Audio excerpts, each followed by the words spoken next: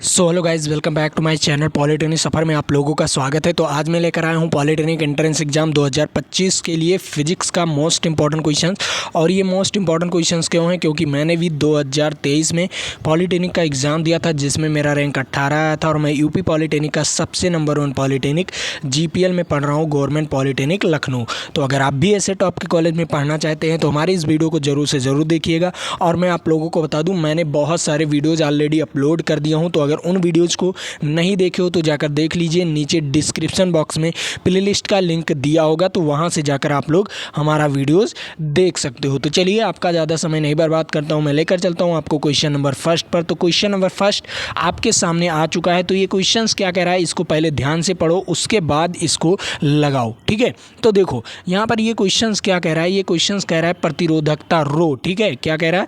प्रतिरोधकता क्या कह रहा है? रो वाले एक धातु के तार को 4 बराबर भागों में काट दिया जाए तो प्रत्येक भाग का प्रतिरोधकता क्या होगा। तो ये चीज़ है, कोई भी तार है, मान लीजिए कोई ऐसे तार है, ठीक है, इस तार को क्या कर दिया जाए, 4 बराबर भागों में काट दिया जाए। ठीक है, क्या कर दिया जाए, 4 बराबर भागों में काट दिया जाए। चाहे जितना बराबर, चाहे 10 बराबर भागों में काट दिया जाए, चाहे 20 बराबर भागों में काट दिया जाए, उसमें कोई प्रभाव नहीं पड़ेगा। क्यों? यहाँ पर देखो, जो प्रतिरोधकता होता है वो एक गुण होता है उसका। ठीक है, उस तार का गुण होता है। ठीक है, मान लीजिए ये तार है और इसे मैंने 10 बराबर भागों में ऐसे ऐसे काट दिया। ठीक है, तो उसका जो बराबर भाग होगा ना, उसमें कोई प्रतिरोधकता में कोई अंतर नहीं आएगा, क्योंकि उसका एक गुण होता है। जैसे मान लीजिए आप ठोस है, कोई लोहा ठोस है ना, कोई लोहा ठोस है, तो अब आपसे पूछा जाए कि इस लोहे को 10 बराबर भागों में काटो, तो क्या एक भाग क्या ठोस होगा कि नहीं, वही चीज़ ये पूछा जाता है। तो मान लीजिए उसकी प्रकृति क्या थी, उसकी प्रकृति रो प्रकृति वाली थी। ठीक है, उसकी प्रकृति जो थी वो रो प्रकृति वाली थी। तो चाहे जितनी बार उसको, चाहे जितने छोटे छोटे भागों में काट दोगे, उसका जो प्रकृति होगा, उसका जो रो होगा, उसका जो प्रतिरोधकता होगा वो पी ही होगा या रो ही होगा। ठीक है, तो इसका राइट आंसर क्या हो जाएगा? इसका राइट आंसर हो जाएगा वी वाला ऑप्शन, रो। ठीक है, समझ में आया? ये बहुत बहुत मोस्ट इंपॉर्टेंट है, क्योंकि आपको समझने के लिए बहुत इंपॉर्टेंट क्वेश्चन था। ठीक है, इस पर भी आप लोग स्टार लगा लीजिए। ठीक, रो नहीं बदलेगा, आपका आर प्रतिरोध बदल सकता है। क्या बदल सकता है? प्रतिरोध बदल सकता है। ठीक है, क्या बदल सकता है? प्रतिरोध बदल सकता है। ठीक है, तो ये चीज़ आपका बदल सकता है, लेकिन आपका प्रतिरोधकता नहीं बदल सकता। तो आपको समझ में आया? Very very most important. चलो, अब मैं अगले नंबर सवाल पर चल रहा हूँ। अगला नंबर सवाल क्या कह रहा है उसके बारे में बात करते हैं। तो आपके सामने आ चुका है दूसरा नंबर सवाल।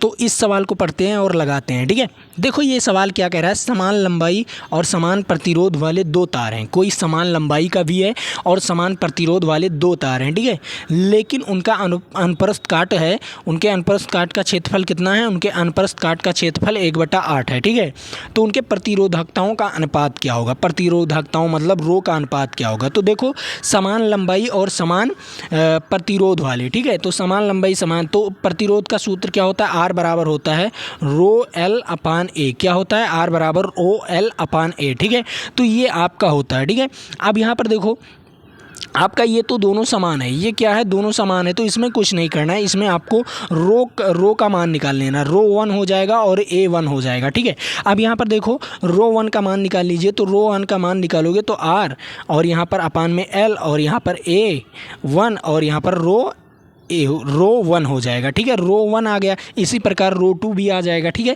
तो अब आपको इन रो 2 और रो 1 का अनुपात निकाल लेना है। रो 2 और रो 1 और रो 2 का अनुपात निकाल लेना है, सिंपल। ठीक है, अब यहाँ पर देखो क्या है आपका, यहाँ पर देखो रो 1 कितना है? आर एल, और यहाँ पर क्या हो जाएगा? ए 1। ठीक है, उसके बाद आपका क्या हो जाएगा? आर एल, और उसके बाद A2 हो जाएगा, उसी प्रकार। ठीक है, अब यहाँ पर देखो आर एल और आर एल कैंसिल हो जाएगा, तो रो 1 और रो 2 अपान में, ठीक है, बराबर क्या हो जाएगा? A1 अपान में A2। ठीक है, क्या हो जाएगा? A1 अपान में A2, ये चीज़ हो जाएगा आपका। ठीक है, इसका अनुपात हो जाएगा, सिंपल। समझ में आया? तो तो आपका ये सूत्र बन गया। अब ये सूत्र बन गया तो आपको लगाना कैसे, देखो यहाँ पर आपको दिया क्या है, देखो यहाँ पर दिया है रो 1 और अपान में रो 2, ठीक है, बराबर क्या दिया है A1 अपान में A2। अब A1 अपान में A2 का मान क्या दिया गया है 1/8 दिया गया है, तो आपका रो 1 अपान रो 2 का मान भी 1/8 होगा। क्या होगा 1/8 होगा, इसका राइट आंसर 1/8 ही, ठीक है, सी वाला ऑप्शन हो जाएगा। सभी को समझ में आया ये क्वेश्चंस, क्योंकि ये क्वेश्चंस आपके लिए बहुत बहुत मोस्ट इंपॉर्टेंट था और आपको आसानी से लगाना था। इसी सूत्र पर आपको लगाना था, क्या सूत्र था, R बराबर रो L अपान में A। क्या होता है R बराबर रो L अपान में ये आपका इंपॉर्टेंट सूत्र है, ठीक है।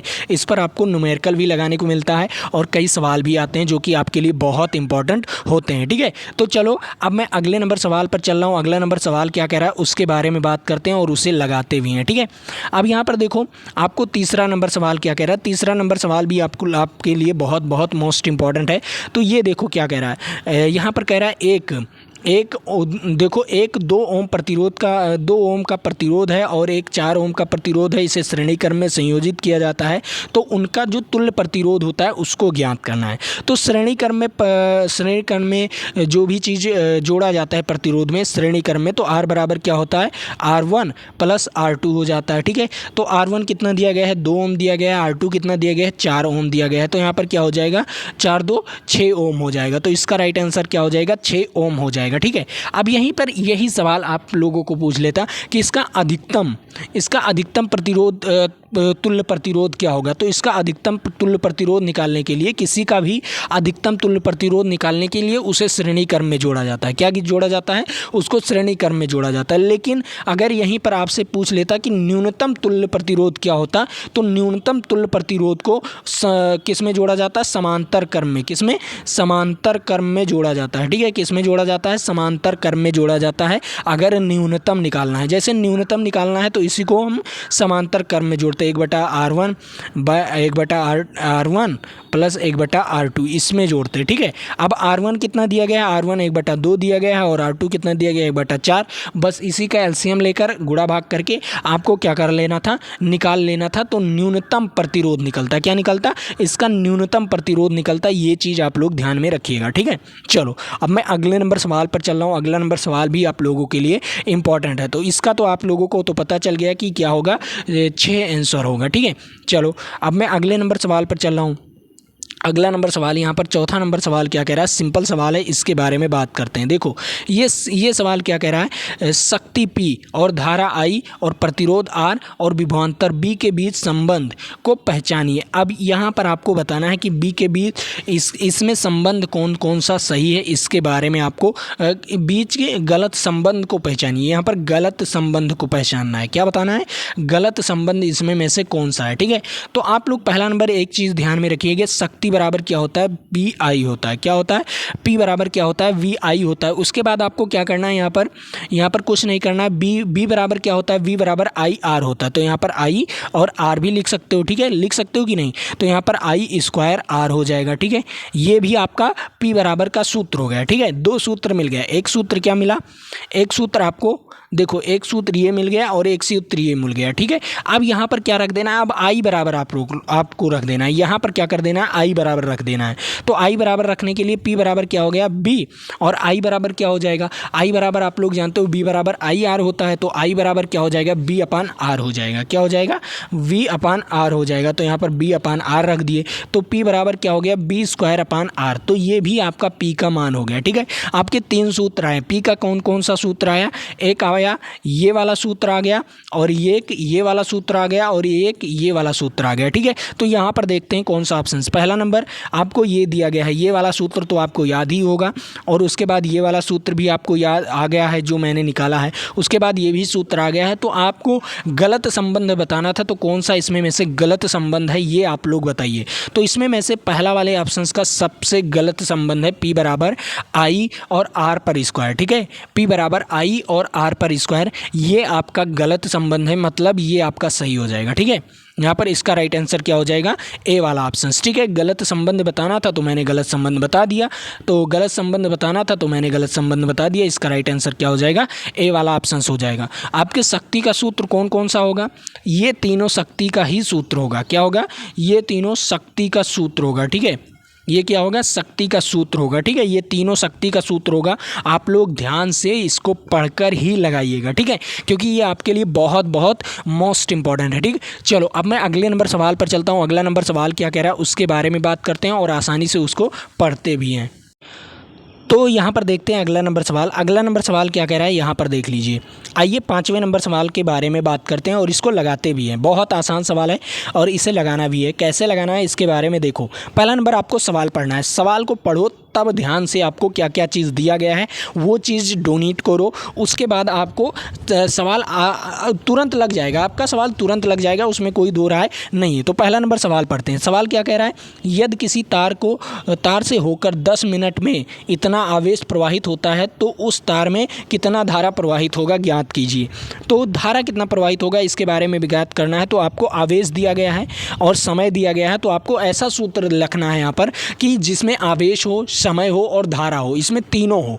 तो इसको ऐसा सूत्र रखकर ही आपको लगाना है। तो आपने एक सूत्र पढ़ा होगा Q बराबर N और E और बराबर क्या पढ़े हो I और T। तो यहाँ पर आपको ये दोनों सूत्र यूज करना है। ठीक है, Q बराबर IT क्या यूज करना है, Q बराबर IT यूज करना है, बस आपका आंसर आ जाएगा। ठीक है, तो Q बराबर IT यूज कर लीजिए। चलिए यहाँ पर Q बराबर और I और T हो गया। ठीक है, अब यहाँ पर आपको कुछ करना नहीं, यहाँ पर देखना क्या है।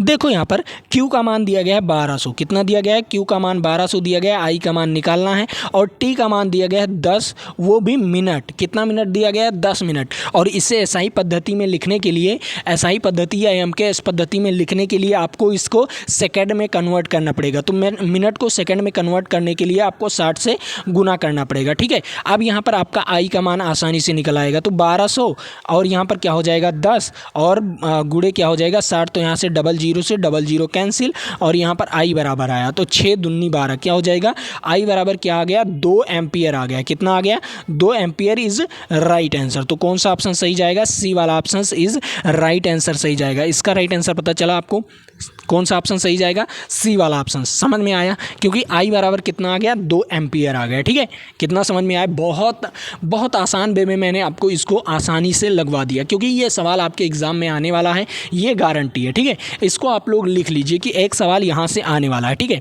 यहाँ से ये सवाल तो आने वाला है, ये गारंटी है कि आप लोग इसको मोस्ट इंपॉर्टेंट के थ्रू लिख लीजिए। ठीक है, चलो अब मैं आप लोगों को अगले नंबर क्वेश्चंस पर चलता हूँ और अगला नंबर क्वेश्चन भी लगवाता हूँ। लेकिन उससे पहले मैं आपको बता दूँ कि आपको इसका PDF कहाँ पर मिलेगा। ठीक है, PDF कहाँ पर मिलेगा, हमारे टेलीग्राम चैनल पर मिलेगा। नीचे डिस्क्रिप्शन बॉक्स में लिंक दिया हुआ है, वहाँ पर आपको PDF भी मिल जाएगा और वहाँ पर डेली टेस्ट भी होता रहता है। तो डेली टेस्ट भी वहाँ पर दे सकते हो। जाइए, नीचे डिस्क्रिप्शन बॉक्स में लिंक दिया हुआ है, वहाँ से जाकर आप लोग ज्वाइन कर सकते हो और आसानी से खुद पढ़ सकते हो। ठीक है, और अगर जो बच्चा मेरा कोर्सेज ज्वाइन करना चाहता है, मात्र 29 रुपये में मैंने लक्ष्य बैच कोर्स ज्वाइन किए, मतलब चालू कर दिया हूँ। उसमें मैंने आपको चैप्टर वाइज जो इंपॉर्टेंट चैप्टर थे फिजिक्स, केमिस्ट्री, मैथ के, वो मैंने ऑलरेडी वहाँ पर करा रखा हूँ और वहाँ पर वो क्वेश्चन कराया हूँ जो आपके एग्जाम में हूबहू आने वाला है। क्योंकि वो क्वेश्चन है आपके बहुत इंपॉर्टेंट क्वेश्चन है, उससे अलग क्वेश्चन पूछ ही नहीं सकता, वहाँ पर मैंने ऑलरेडी करा रखा है।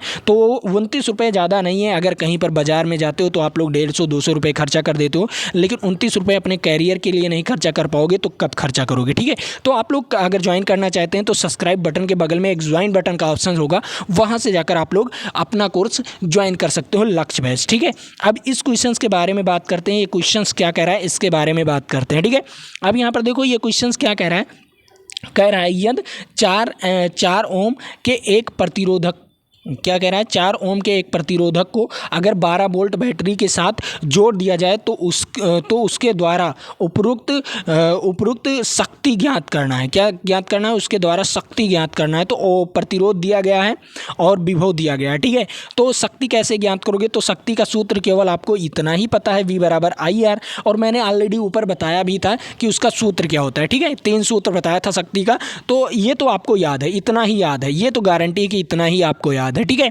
तो आपको करना क्या है, आपको सिंपल क्या करना है, आपको बी दिया गया है, आई नहीं दिया गया है, आर दिया गया है, तो आई को हटा दीजिए, सिंपल यहाँ से आई को हटा दीजिए। तो आई बराबर हम क्या लिख सकते हैं, आई बराबर हम लिख सकते हैं बी अपान आर। क्या लिख सकते हैं, बी अपान आर। तो आई बराबर बी अपान आर लिख दीजिए, तो बी अपान आर हो गया। तो पी बराबर क्या हो गया, बी स्क्वायर अपान आर हो गया। क्या हो गया, बी स्क्वायर अपान आर। तो आपको पी का सूत्र पता चल गया, मतलब शक्ति का सूत्र बी स्क्वायर अपान आर पता चल गया, ठीक है। पता चला कि नहीं, बहुत आसान सूत्र था, मैंने निकाल लिया।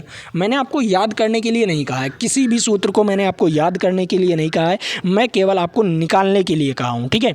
अब यहाँ पर देखो आपको दिया क्या है, यहाँ पर आपको कुछ दिया नहीं है, सिंपल सवाल है। अब आपको क्या करना है, आपको v का मान रखना है, v का मान 12 है और 12 को 2 बार करेंगे, उसके बाद r का मान कितना है, 4 है, तो 4 तिहाई 12 हो गया, ठीक है। तो यहाँ पर क्या हो गया, 12 तिहाई 36 वाट आएगा। क्या आएगा, 36 वाट इज राइट आंसर। कौन सा ऑप्शन सही जाएगा, 36 वाट इज राइट आंसर। ये सवाल कितना आसान था और कितना आसान था बबुआ, आपको केवल शक्ति का सूत्र पता होना चाहिए। शक्ति का सूत्र कौन कौन होता है, P बराबर क्या होता है, VI होता है, और P बराबर होता है V स्क्वायर अपान R होता है। उसके बाद आपका क्या होता है, P बराबर I स्क्वायर अपान R होता है, I स्क्वायर R होता है, ठीक है।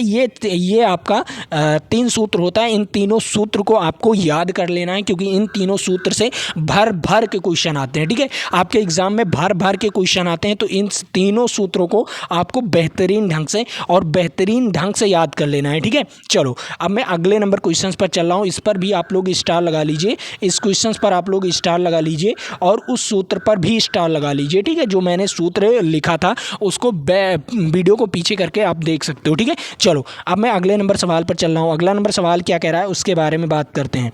अब यहाँ पर देखो 7वां नंबर सवाल क्या कह रहा है। 7वां नंबर सवाल भी आप लोगों के लिए बहुत इंपॉर्टेंट है। यहाँ पर क्या कह रहा है, 200 क्या है, 2200 वाट का एक इलेक्ट्रॉनिक जो क्या है, टेस्टर, क्या है, टोस्टर को किससे जोड़ा जाता है, 220 वोल्ट पर संचालित किया जाता है। तो इसकी कुंडली का प्रतिरोध क्या होगा, इसके कुंडली का प्रतिरोध क्या होगा, इसके बारे में आपको बताना है। तो सिंपल मैंने आपको एक सूत्र बताया था, वो सूत्र क्या था, यहाँ पर देखो मैंने P बराबर क्या बताया था, P बराबर बी स्क्वायर अपान आर बताया था। क्या बताया था, P बराबर बी स्क्वायर अपान आर। तो R निकालना है, तो यहाँ पर R बराबर क्या हो जाएगा, बी स्क्वायर अपान P, ठीक है। अब यहाँ पर देखो बी स्क्वायर अपान P हो गया। अब आपको लगाना क्या है, आपको कितना दिया गया, R का मान निकालना है। तो R का मान R बराबर क्या हो जाएगा, R बराबर आपको निकालना क्या है, देखो B कितना दिया गया है, 220, कितना दिया गया है, 220, तो 220 लिख दीजिए, ठीक है। और कितनी बार लिखना है, 220 2 बार लिखना है, ठीक है।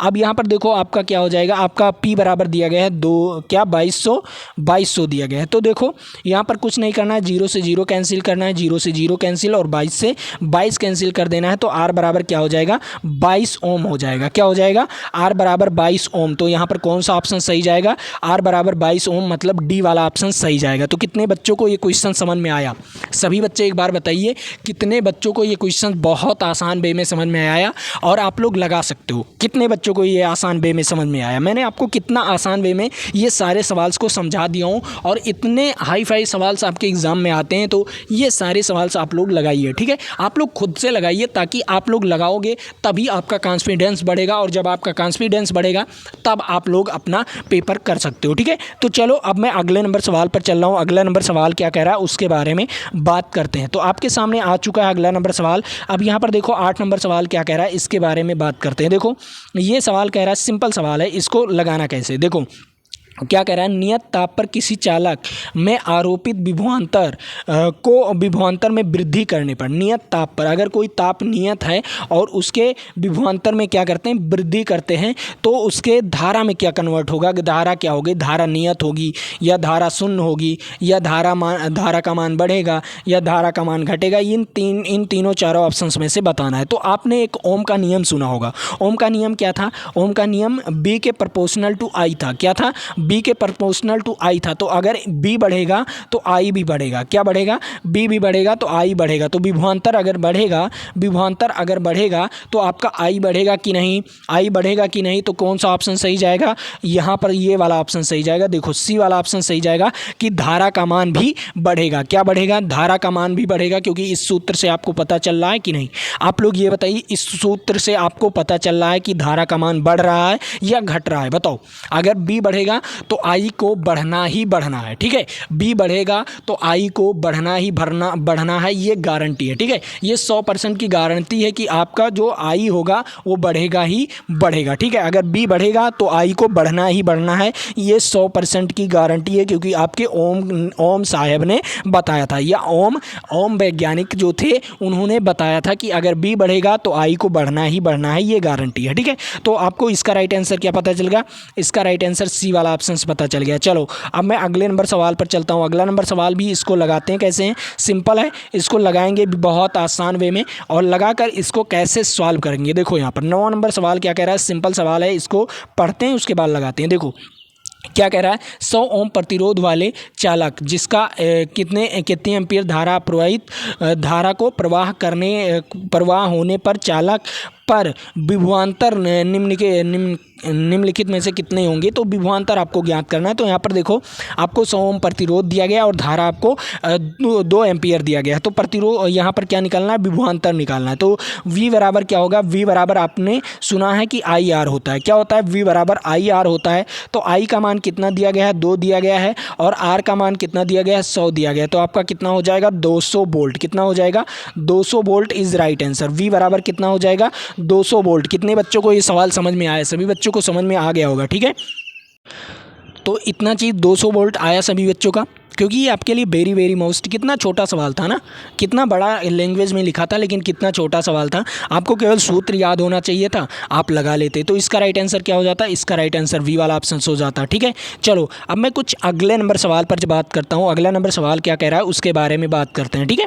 तो आपके सामने आ चुका है 10वां नंबर सवाल। 10वां नंबर सवाल को भी पढ़कर और इसे लगाना ही लगाना है, ठीक है। तो यहाँ पर देखो ये क्या कह रहा है, किसी पदार्थ की प्रतिरोधकता में इनमें से किस कारक पर निर्भर करता है। जो प्रतिरोधकता होता है वो किस कारक पर निर्भर करता है, इसके बारे में आपको बताना है। तो यहाँ पर जो देखिए पहला नंबर अनुप्रस्थ काट के क्षेत्रफल पर, या लंबाई पर, या क्या तापमान पर, या लंबाई पर, या प्रतिरोधक पर। क्या होता है, प्रतिरोधक पर, ठीक है।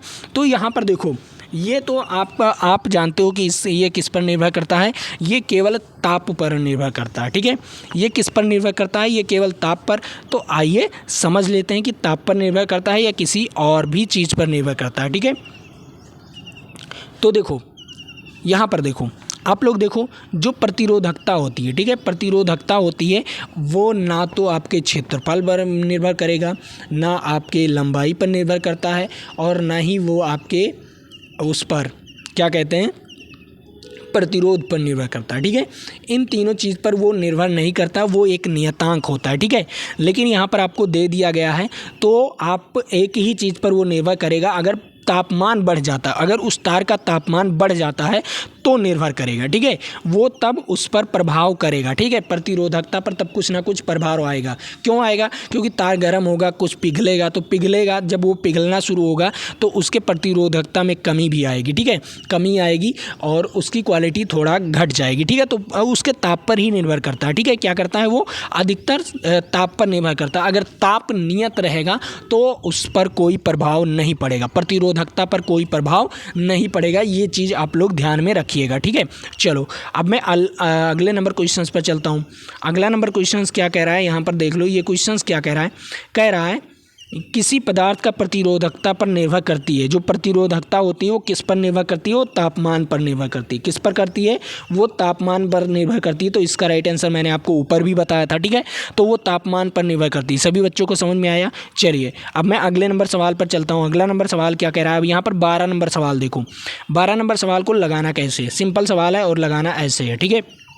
अब यहाँ पर देखो 10 ओम, 15 ओम, 30 ओम के तीनों प्रतिरोध को अगर समांतर क्रम में संयोजित किया जाए तो इस संयोजन का प्रतिरोध क्या होगा। अगर इस संयोजन का तुल्य प्रतिरोध क्या होगा तो आपको बताना है तुल्य प्रतिरोध। तो आपने सोचा है कि R बराबर क्या होता है, 1/R बराबर 1/R1 plus 1/R2 plus 1/R3, ये तो आपका होता है, ठीक है। तो 1/R1, 1/R1 क्या हो जाएगा, 1/10 हो जाएगा, प्लस क्या हो जाएगा 1/15 हो जाएगा, प्लस 1/30 हो जाएगा, ठीक है। अब यहाँ पर आपको करना क्या है, यहाँ पर आपको करना क्या है, आपका एलसीएम कितना आएगा। एलसीएम आपका 30 आएगा। कितना आएगा? एलसीएम आपका 30 आएगा। ठीक है, तो चलो 30 लिख दिया। यहाँ पर 3 आ गया और यहाँ पर क्या आएगा? 3 आ गया, यहाँ पर 2 आ गया और यहाँ पर क्या आ जाएगा? आपका 1 आ जाएगा। तो देखो 3 2 5 और 1 6, तो यहाँ पर 1/r बराबर कितना आ गया?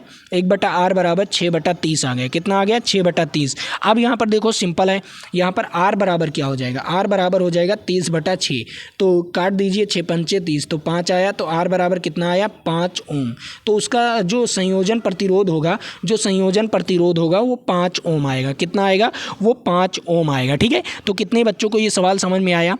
ये सवाल कितने बच्चों को समझ में आया? क्योंकि सिंपल सूत्र पर ही रखना था और सिंपल सूत्र पर आप लोगों को लगा लेना था। ठीक है, तो ये सवाल आपको बहुत बेहतरीन ढंग से समझ में आया होगा। तो चलिए मैं आप लोगों को एक सवाल, इस सवाल को देता हूँ। चलिए इस सवाल को मैं ही लगा देता हूँ क्योंकि आप लोग ज़्यादा घबरा जाते हो। ठीक है, थोड़ा सा प्रॉब्लम आती है। ठीक है, तो यहाँ पर देखो क्या कहा है, 2.5 मीटर एम्पियर। ठीक है, 2.5 मीटर एम्पियर धारा 2 प्रतिरोध वाले चालक से होकर प्रवाहित होती है। तो चालक के सिरों के मध्य विभवांतर क्या होगा? तो सिरों के मध्य विभवांतर क्या होगा? तो सिंपल आपने सुना है कि B बराबर क्या होता है? IR होता है। क्या होता है?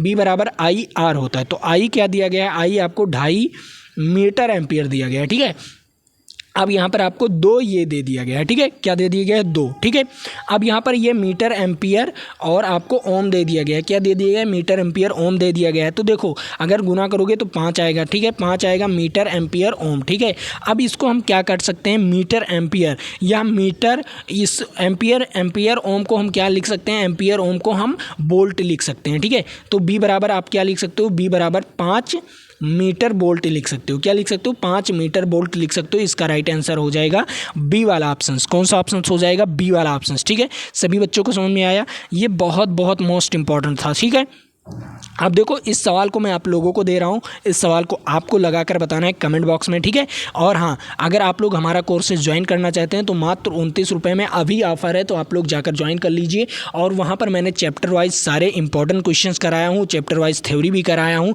तो अगर आप लोग जाकर पढ़ना चाहते हैं तो अभी भी पढ़ सकते हैं। और मैं आप लोगों को बता दूँ, अगर वीडियोज़ को अभी तक लाइक नहीं किए हो तो गाइज़ लाइक कर दो और अपने दोस्तों तक इस वीडियो को शेयर भी कर दो। और हाँ, अगर ये वीडियो अच्छा लगा तो अच्छा सा कमेंट भी कर दो। और ऐसे ही वीडियोज़ आपको पाने के लिए सब्सक्राइब जरूर करना पड़ेगा। और हाँ, इस पीडीएफ को कहाँ पर डाउनलोड कर पाओगे? इस पीडीएफ को टेलीग्राम चैनल ज्वाइन कर लीजिए, वहाँ पर डाउनलोड कर पाओगे। नीचे डिस्क्रिप्शन बॉक्स में लिंक दिया हुआ है, वहाँ से आप लोग टेलीग्राम चैनल ज्वाइन कर सकते हो। तो आज के लिए इतना ही। जय हिंद, जय भारत। फिर मिलेंगे आपके साथ अगले वीडियो में।